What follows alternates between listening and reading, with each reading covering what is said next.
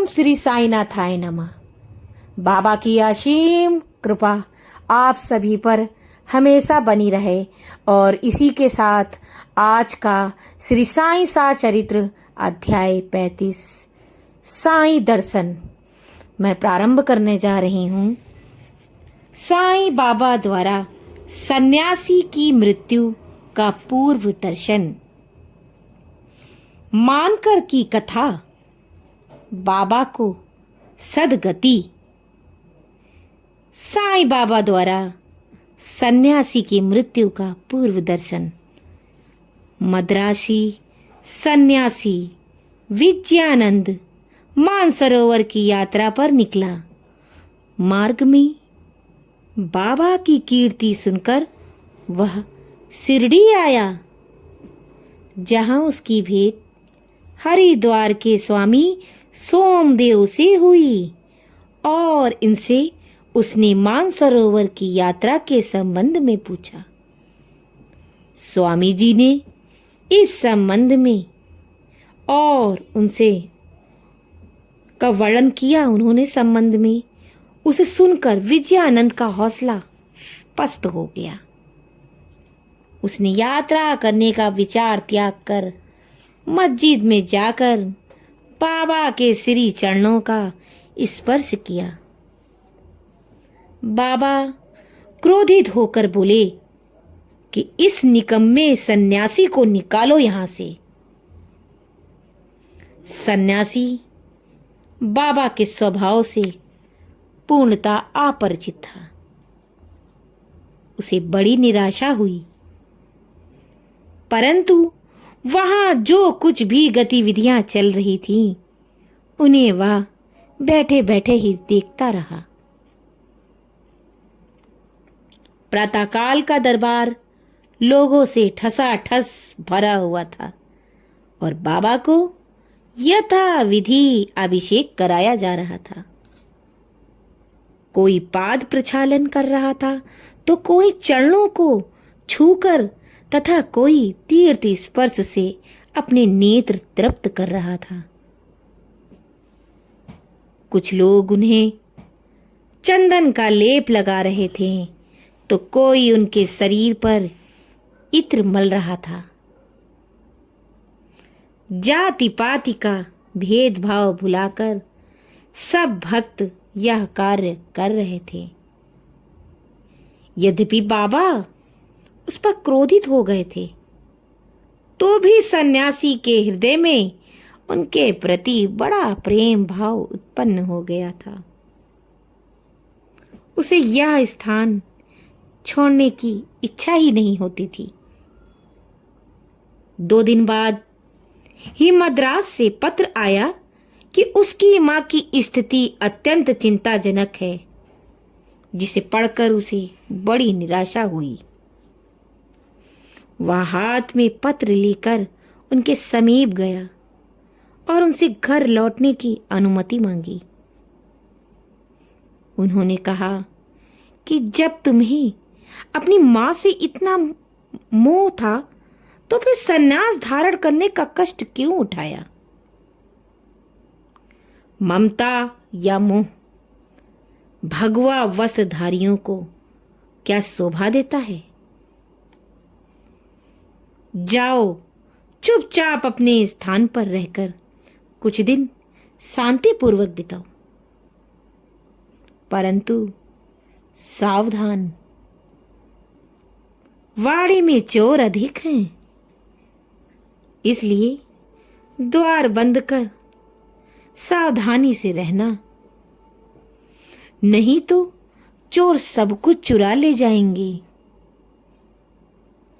लक्ष्मी यानी संपत्ति चंचला है और यह शरीर भी नाशवान है। ऐसा ही समझकर इहलौकिक व पारलौकिक समस्त पदार्थों का मोह त्याग कर अपना कर्तव्य करो। जो इस प्रकार का आचरण कर श्री हरि के शरणागत हो जाता है, उसका सब कष्टों से शीघ्र छुटकारा होकर उसे परम आनंद की प्राप्ति हो जाती है। जो परमात्मा का ध्यान, चिंतन, प्रेम और भक्ति पूर्वक करता है, परमात्मा भी उसकी सहायता करते हैं। पूर्व जन्मों के शुभ संस्कारों के फलस्वरूप ही तुम यहाँ पहुँचे हो, और अब जो कुछ मैं कहता हूँ उसे ध्यान पूर्वक सुनो तथा अपने जीवन के अंतिम ध्येय पर विचार करो। इच्छा रहित होकर कल से भागवत का 3 सप्ताह का पाठन प्रारंभ करो। तब भगवान प्रसन्न होंगे और तुम्हारे सब दुख दूर कर देंगे। माया का आवरण दूर होकर तुम्हें शांति प्राप्त होगी। बाबा ने उसका अंतकाल समीप देखकर उसे यह उपचार बता दिया और साथ ही राम विजय पढ़ने की भी आज्ञा दी, जिससे यमराज अधिक प्रसन्न होते हैं। दूसरे दिन स्नान आदि तथा अन्य शुद्धि के कृत्य करके उसने लेडी बाग के एकांत में बैठकर भागवत का पाठ प्रारंभ कर दिया। दूसरी बार पठन समाप्त होने पर वह बहुत थक गया और वाड़े में आकर 2 दिन ठहरा। तीसरे दिन बड़े बाबा की गोद में उसके प्राण पखेरु उड़ गए। बाबा ने दर्शनों के निमित्त 1 दिन के लिए उसका शरीर संभाल कर रखने के लिए कहा। तत्पश्चात पुलिस आई और यथोचित जांच पड़ताल करने के उपरांत मृत शरीर को उठाने की आज्ञा दे दी। धार्मिक कृत्यों के साथ उसकी उपयुक्त स्थान पर समाधि बना दी गई। बाबा ने इस प्रकार सन्यासी की सहायता कर उसे सद्गति प्रदान की। मानकर की कथा। बाबा के परम भक्त बालक राम मानकर की पत्नी का देहांत हुआ तो वह हताश होकर शिरडी में आकर बाबा के पास रहने लगा। बाबा ने उसे 12 रुपए देकर मच्छिंद्रगढ़ अर्थात जिला सतारा में जाकर रहने को कहा। बाबा पर विश्वास कर वह मच्छिंद्रगढ़ चला गया। बाबा द्वारा बतलाई विधि से उसने प्रभु का ध्यान करना प्रारंभ कर दिया और कुछ दिनों के पश्चात ही उसे दर्शन प्राप्त हो गया। दर्शन होने के पश्चात मानकर ने बाबा से स्वयं को वहां भेजने का कारण पूछा। बाबा ने कहा कि शिरडी में तुम्हारे मन में नाना प्रकार के संकल्प विकल्प उठने लगे थे। इसी कारण मैंने तुम्हें वहां भेजा कि तुम्हारे चंचल मन को शांति प्राप्त हो। तुम्हारी धारणा थी कि मैं शिरडी में ही विद्यमान हूं और 3.5 हाथ के इस पंच तत्व के पुतले के अतिरिक्त कुछ नहीं हूं। परंतु अब तुम मुझे देखकर यह धारणा बना लो कि जो तुम्हारे सामने शिरडी में उपस्थित हो और जिसके तुमने दर्शन किए वह दोनों अभिन्न हैं या नहीं। मानकर वह स्थान छोड़कर अपने निवास स्थान बांद्रा रवाना हो गया। वह पूना से दादर रेल द्वारा जाना चाहता था, परंतु जब वह टिकट घर पर पहुंचा तो वहां अधिक भीड़ के कारण वह टिकट खरीद ना सका। एक देहाती से टिकट पाकर उसे बड़ी प्रसन्नता हुई और अपनी जेब से पैसे निकालने लगा। इतने में टिकट देने वाला आदमी भीड़ में कहीं गायब हो गया। इस प्रकार मानकर को इस विचित्र रूप में बाबा के दूसरी बार दर्शन हुए। कुछ दिन अपने घर ठहरकर मानकर फिर शिरडी लौट आया और साईं चरणों में रहकर अंत में अपने दिन व्यतीत करने लगा। अंत में उसने साईं समर्थ के सम्मुख देह का त्याग किया। बाघ को सदगति। बाबा के समाधि लेने के 7 दिन पहले मस्जिद के सामने एक बैलगाड़ी आकर रुकी, जिस पर एक बाघ जंजीरों से जकड़ा हुआ था। उसका भयानक मुख गाड़ी के पीछे की ओर था। वह किसी अज्ञात पीड़ा से परेशान था। उसके पालक 3 दरवेश थे, जो एक गांव से दूसरे गांव में जाकर नित्य प्रदर्शन कर अर्थ उपार्जन करते थे। उन्होंने उसकी चिकित्सा के सभी प्रयत्न किए, परंतु सब कुछ व्यर्थ हुआ। कहीं से बाबा की कीर्ति उनके कानों में पड़ गई और वे बाघ को लेकर साईं दरबार में आए। हाथों से जंजीरें पकड़कर उन्होंने बाघ को मस्जिद के दरवाजे पर खड़ा कर दिया। वह स्वभावतः ही भयानक था, पर पीड़ाग्रस्त होने से वह बेचैन भी था। लोग भय और आश्चर्य से उसकी ओर देखने लगे। दरवेश अंदर आए और बाबा को सब हाल बताकर उनकी आज्ञा लेकर वे बाघ को उनके सामने लाए।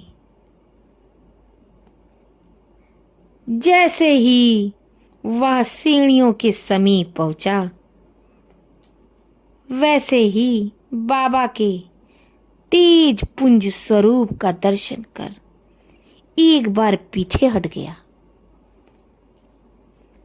और अपनी गर्दन नीचे झुका दी। जब दोनों की दृष्टि आपस में एक हुई तो बाघ सीढ़ी पर चढ़ गया और प्रेमपूर्ण दृष्टि से बाबा की ओर निहारने लगा।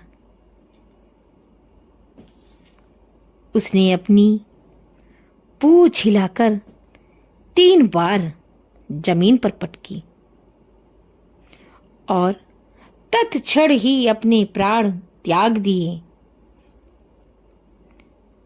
उसे मृत देखकर दरवेशी बड़े निराश हुए और दुखी हो गए।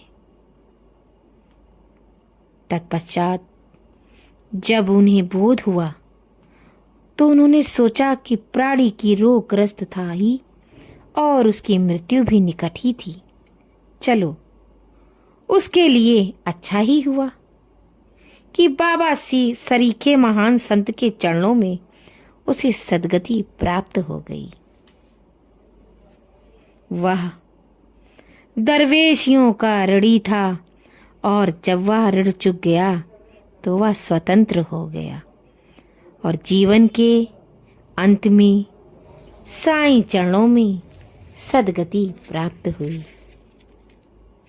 इसी के साथ हमारा श्री साईं सचरित्र अध्याय 35, जिसमें आप सभी ने बाबा के साईं दर्शन के बारे में सुना और बाबा के नित्य दर्शन किए। बाबा वैसे तो सभी के जीवन में रहते हैं और सभी को दर्शन देते हैं। कोई आप लोग कभी ये न सोचिए कि आप लोगों को साईं दर्शन नहीं प्राप्त हो सकते। साईं बाबा किस रूप में आपके सामने खड़े हो जाएं, ये कोई नहीं जानता। इसलिए अपने जीवन में हमेशा अच्छे कर्म करने की कोशिश करिए। बाबा का यही एक शिक्षा देने का वो है कि आप हमेशा सच्चे कर्म करिए, अच्छा करिए, लोगों के साथ बुरा मत करिए। और आपको जब ये सब करेंगे आप लोग, तो आपको जीवन में सभी सुख हमेशा प्राप्त होते रहेंगे। और यही बाबा का साईं दर्शन है। साईं दर्शन कुछ और नहीं है। आपके जीवन में खुशहाली है, आपको आपकी मन इच्छाएं सभी पूर्ति हो रही हैं, तो समझ लीजिए आपके जीवन में साईं है। अगर आप के जीवन में दुख और तकलीफ है तो ये मत सोचिए कि साईं हमारी सुन नहीं रहे हैं। साईं सब सुनते हैं, लेकिन एक हर चीज़ का समय होता है। आपको जितना कष्ट मिलना है, साईं कहते हैं वो कष्ट तो आपको मिलके रहेगा, लेकिन इसके लिए अपने को हताश मत करिए और बाबा की पूजा करते रहिए। और आपको देखिए कैसे आपके जीवन में चमत्कार हो जाएंगे, आपको पता नहीं चलेगा।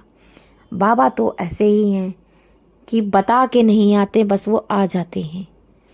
और आप मंदिर में जाएं या घर में, बाबा सब जगह हैं। बाबा आपके दिल में हैं।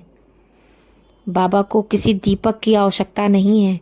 अगर आपके पास समय नहीं, आप दीपक नहीं जला पा रहे हैं, आप सोच रहे हैं मैं साईं सचरित्र नहीं पढ़ पा रहा हूँ, मैं बाबा के दर्शन नहीं करने शिरडी नहीं जा पा रहा हूँ, तो ऐसा कुछ भी नहीं है।